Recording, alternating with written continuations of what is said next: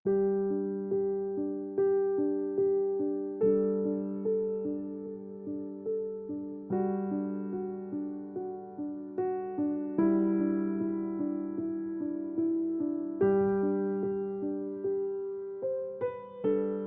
Saat Teduh Gereja Kristen Jakarta, Selasa 18 Juni 2024. Judul renungan, Kegagalan Seorang Ayah.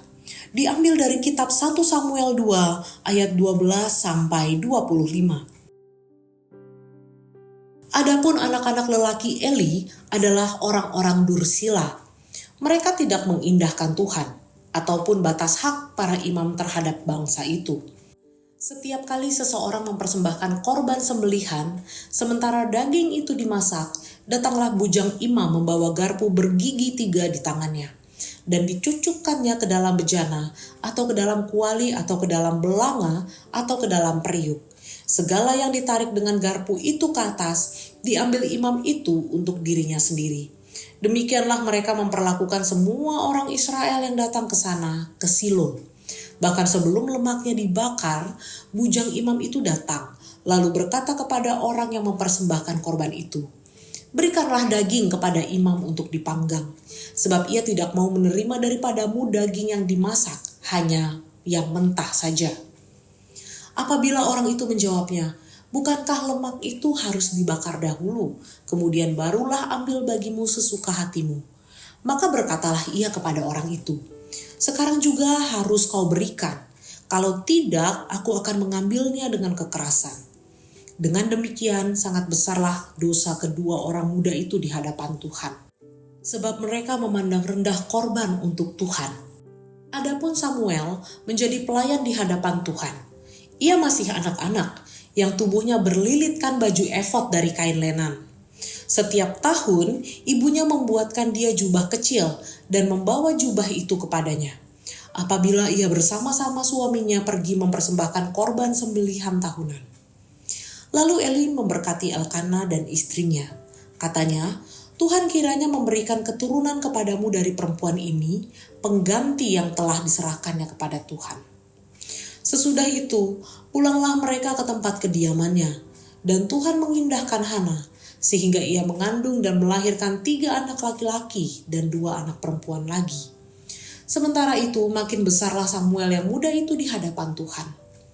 Eli telah sangat tua apabila didengarnya segala sesuatu yang dilakukan anak-anaknya terhadap semua orang Israel, dan bahwa mereka itu tidur dengan perempuan-perempuan yang melayani di depan pintu kemah pertemuan.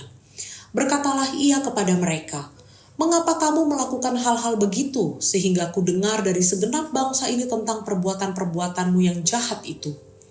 Janganlah begitu anak-anakku. Bukan kabar baik yang ku dengar itu bahwa kamu menyebabkan umat Tuhan melakukan pelanggaran. Jika seseorang berdosa terhadap seorang yang lain, maka Allah akan mengadili. Tetapi jika berdosa terhadap Tuhan, siapakah yang menjadi perantara baginya?" Tetapi tidaklah didengarkan mereka perkataan ayahnya itu, sebab Tuhan hendak mematikan mereka. Tahun lalu, masyarakat Indonesia dikejutkan dengan kasus penganiayaan yang dilakukan oleh anak seorang pejabat. Remaja berusia 20 tahun yang kerap memamerkan mobil mewah di media sosial ini melakukan tindak kekerasan yang menyebabkan korbannya menderita koma. Tindakannya ini akhirnya mendatangkan hukuman tidak hanya baginya, tetapi juga ayahnya, karena diduga ada penyalahgunaan jabatan yang dilakukan oleh sang ayah. Nas hari ini menceritakan mengenai kejahatan anak-anak dari Imam Eli yang menyalahgunakan jabatannya. Pada masa itu, imam merupakan jabatan terhormat di masyarakat dan dapat diturunkan kepada anak. Namun sayangnya, sebagai ayah, Imam Eli gagal mendisiplin dengan tegas anak-anaknya untuk menghormati Allah sehingga mereka disebut orang-orang dursila. Mereka menyalahgunakan hak imam dengan serakah mengambil korban persembahan, berzinah, dan tidur dengan perempuan-perempuan yang melayani di depan kemah pertemuan serta kejahatan lainnya. Imam Eli hanya memberikan teguran halus dan membiarkan mereka terus berbuat dosa. Ia tidak menghukum atau mendisiplin atas kelakuan jahat mereka, karena dia lebih sayang dan menghormati anaknya daripada Tuhan. Tegurannya tidak didengar karena ia sendiri tidak menjadi teladan iman yang takut akan Tuhan. Sebab ia juga sebenarnya menikmati hasil kejahatan anak-anaknya. Setiap orang tua, khususnya para ayah, sangat wajar jika memberikan kasih yang berlimpah kepada anak-anaknya. Namun patut diingat, jangan sampai kasih sayang kita membuat anak bertindak semaunya.